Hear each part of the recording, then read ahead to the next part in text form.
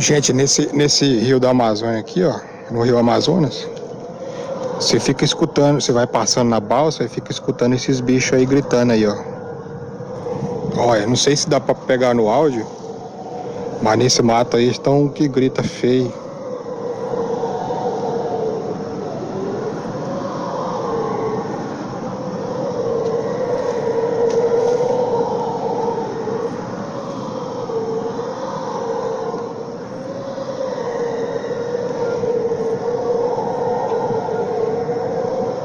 Eu penso que fazer um barulho desse todo deve ser algum macaco. Porque é estranho.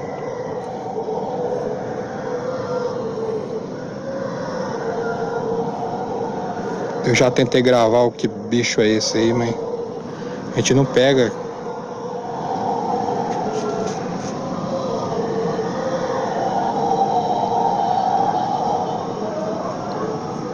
Ele tá no ódio da porra.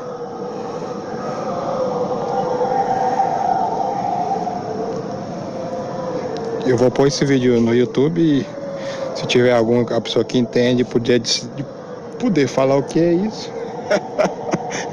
Eu agradeço, mas que bota medo na gente, bota.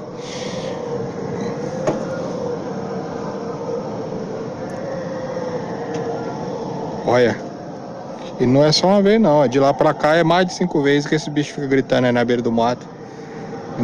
Eu fico pensando, ainda bem que eu tô na balsa. Se tivesse no meio do mar desse aí, eu acho que eu já tava doido.